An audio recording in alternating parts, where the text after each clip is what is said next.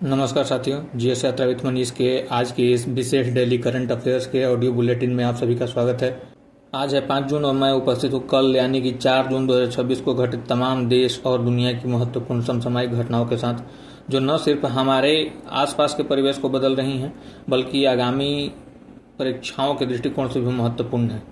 तो चलिए बिना देर किए शुरू करते हैं आज की इस हमारी ज्ञान यात्रा को। शुरुआत करते हैं राष्ट्र निर्माण और ग्रामीण सशक्तिकरण की खबरों के साथ। डिजिटल इंडिया के सपने को धरातल पर उतारने के लिए इलेक्ट्रॉनिक्स और सूचना प्रौद्योगिकी मंत्रालय ने एक बड़ा कदम उठाया है।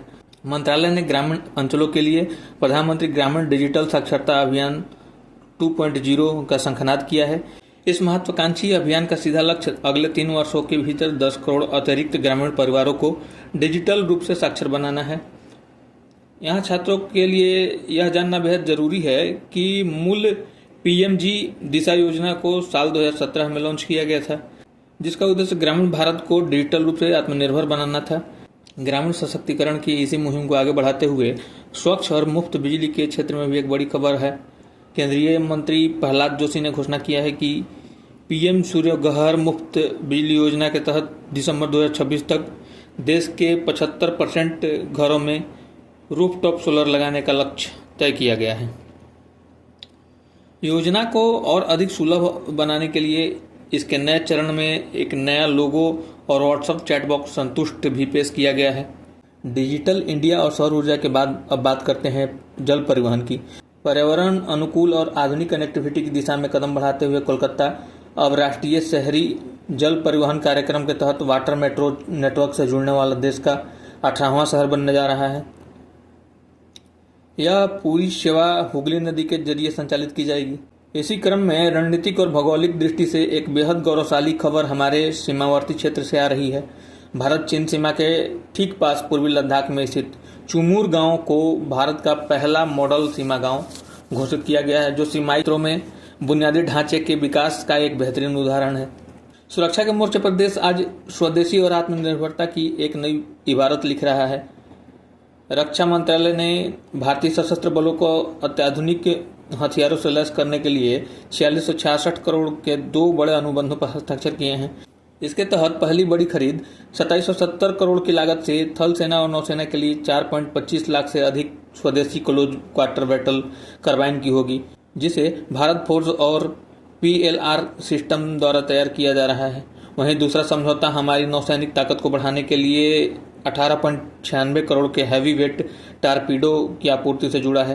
सैन्य कूटनीति के स्तर पर बात करें तो नई दिल्ली में कल यानी 4 जून 2026 को भारत और जिम्बाब्वे के बीच संयुक्त रक्षा समिति की ऐतिहासिक बैठक संपन्न हुई। इस बैठक में दोनों देशों ने सैन्य प्रशिक्षण, संयुक्त विनिर्माण और आतंकवाद विरोधी अभियानों पर अपनी पहली रणनीतिक साझेदारी को और गहरा करने का संकल्प लिया।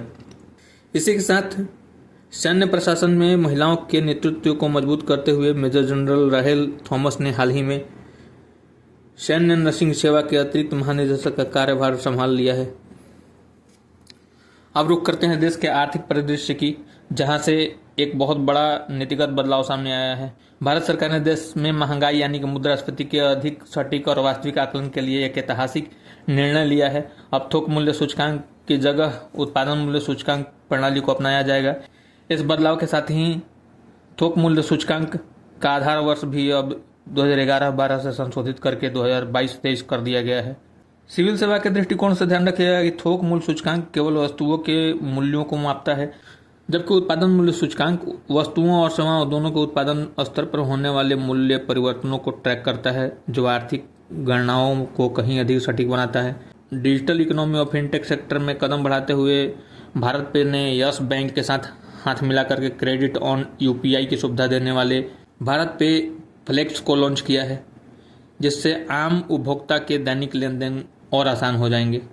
इन्हीं नीतिगत और तकनीकी सुधारों का परिणाम है कि आज सौर ऊर्जा के वैश्विक बाजार में भारत ने संयुक्त राज्य अमेरिका को पछाड़ते हुए दुनिया के दूसरे सबसे बड़े सौर ऊर्जा विकास बाजार के रूप में खुद को स्थापित कर लिया है।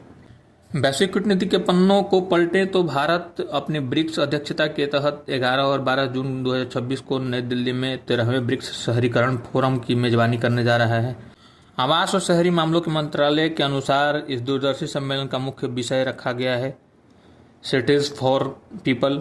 यानी समावेशी और लचीले शहरी भविष्य के लिए ब्रिक्स सहयोग।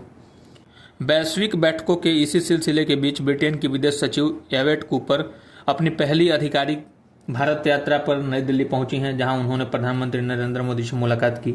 इस दौरान दोनों देशों के बीच भारत यूके विजन 2035 के रोड मैप और व्यापार रक्षा सहयोग की प्रगति पर गहन चर्चा हुई। इसी दौरान संयुक्त राष्ट्र से भी एक बड़ी खबर आई है, जहां मध्य एशियाई देश किर्गिस्तान को पहली बार संयुक्त राष्ट्र सुरक्षा परिषद के गैर अस्थायी सदस्य के रूप में चुना गया है। अंतर्राष्ट्रीय जगत की अन्य हलचलों पर नजर डालें तो फोर्ब्स की नवीनतम अमीरों की सूची में Elon Musk 835 billion US dollar के साथ शीर्ष पर बने हुए हैं, जबकि लैरी पेज और सर्गेई ब्रिन क्रमशः दूसरे और तीसरे स्थान पर हैं।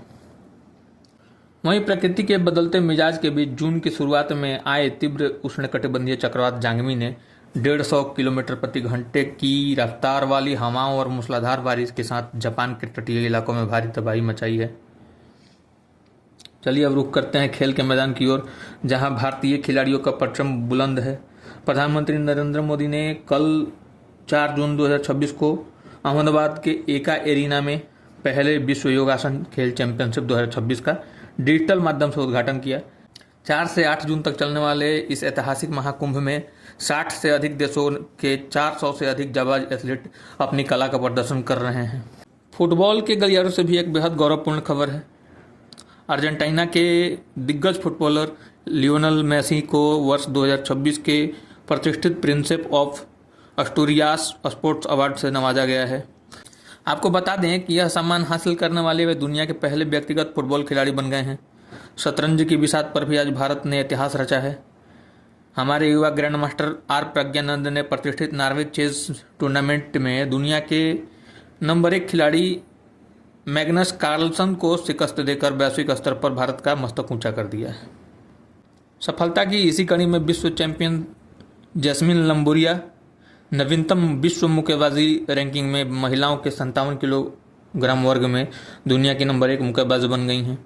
वहीं टेबल टेनिस के पाले से Divyanshi Bhowmik world table tennis feeder senior singles का खिताब अपने नाम करने वाली सबसे युवा भारतीय खिलाड़ी बन गई हैं। खेल जगत के प्रशासनिक गलियारे से एक सख्त कर देने वाली खबर भी है, जहां आईसीसी ने नियमों के गंभीर उल्लंघन और प्रशासनिक विफलताओं के कारण कनाडा क्रिकेट की सदस्यता को तत्काल प्रभाव से रद्द कर दिया है। प्रशासनिक और रणनीतिक नियुक्तियों की बात करें तो देश के जाने माने अर्थशास्त्री नीलकंठ मिश्रा को वाशिंगटन डीसी स्थित विश्व बैंक के मुख्यालय में 3 वर्षों के लिए कार्यकारी निदेशक के रूप में नियुक्त किया गया है, जहां वे परमेश्वरन अय्यर का स्थान लेंगे। इसी के साथ कूटनीतिक मोर्चे पर वरिष्ठ आईएफएस अधिकारी विपुल को सऊदी अरब में भारत का नया राजदूत नियुक्त किया गया है। वहीं देश के भीतर केंद्रीय शिक्षा व्यवस्था में पारदर्शिता लाने के उद्देश्य से केंद्र सरकार ने सीबीएसई के on screen marking OSM system की निविदा और खरीद प्रक्रियाओं में आई कथित विसंगतियों की जांच के लिए पूर्व आईएएस अधिकारी एस राधा चौहान की अध्यक्षता में एक सदस्यीय उच्च स्तरीय समिति का गठन किया है।